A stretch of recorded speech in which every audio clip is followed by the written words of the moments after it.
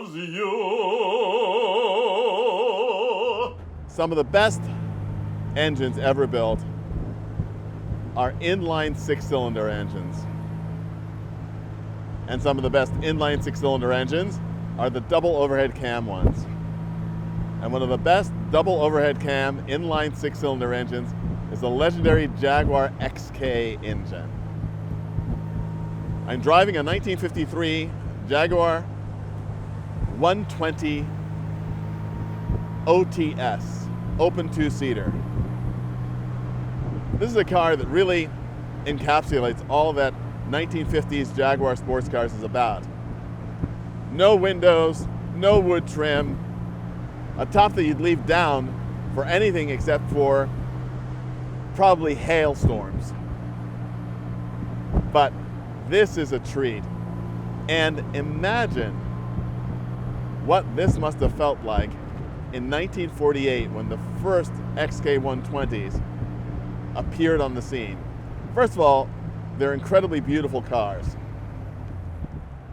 The lines are just absolutely gorgeous. And at a time when most cars in post-war Britain were definitely the new manufacture of pre-war models, and even the post-war models, the newly styled ones, leaned heavily into the 1930s look. This was completely modern. It's interesting that William Lyons, later Sir William Lyons, who started Jaguar cars, was responsible for the design of most of the cars that Jaguar built.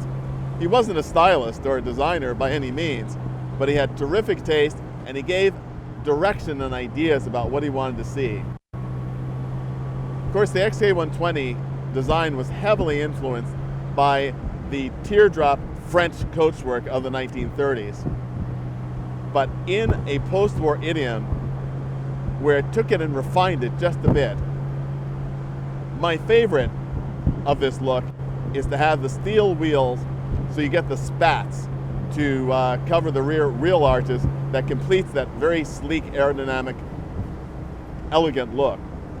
The car I'm driving now, of course, is on wires, and when you order the wire wheels, there wasn't sufficient clearance, so they deleted the spats.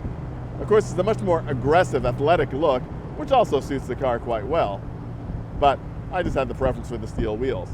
Nevertheless, these are amazing cars to look at and even more amazing to drive.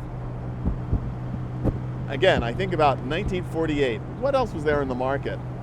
And it's no wonder that a lot of the American GIs coming back from stints in Europe and the UK specifically saw these cars, saw MGs, and thought, wow, this is something absolutely amazing, and I have to have one of these and bring it home to drive on the roads in my state. And compared to the average American car of the period, this was literally a car from another planet. Even today, obviously, the XK120 has some considerable ergonomic drawbacks, like for instance, this wheel, which is the size that you'd need for a large truck. But of course, again, it's all about the relationship between the ratio of steering and the size of the wheel, so you can get fairly quick steering, even though the steering box is not particularly tight. You see it a lot on German cars, especially Mercedes-Benzes. But what Mercedes does and Jaguar didn't do is actually leave sufficient room for the driver's legs. I'm not a tall guy, I'm only 5'9". And my legs are fairly long, but not ridiculously so. And there's absolutely no place for me to put my left leg when it's off the clutch that doesn't run into the steering wheel. So the car is really enjoyable to drive, but given the Donald Osborne, could I drive this cross country question, the answer would be no, probably not. But for an afternoon's drive, for an hour with nice brakes, this is a delightful companion. And again, so much of the driving experience for me is, of course, the aural experience. This is a wonderful sounding car. Great dual exhausts. The rasp of the carburetors. Even in an open car, you still have a sense of the engine, which I absolutely love. And of course, the view is just spectacular. The curves of the fenders and the hood.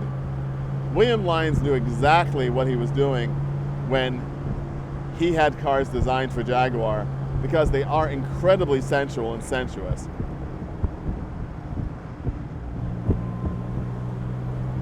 Feline, of course, is overused when talking about Jaguars, but there is a sort of coiled energy that's typical of a big cat that you feel in this car. So it's incredibly aptly named. If this car were named, oh, I don't know, the deer, it sort of wouldn't be the same at all. One of the things I also love about these cars, and to me is so remarkable for the time, is the incredibly short throws of the gearbox. It's a really terrific gearbox, even with the rather primitive synchro mesh that it has, and of course no synchro between second and first. But you get used to it, and it's always a good workout to double clutch anyway if you want to. And the car rewards it. A sunny fall day, an open Jaguar. It doesn't get much better than this.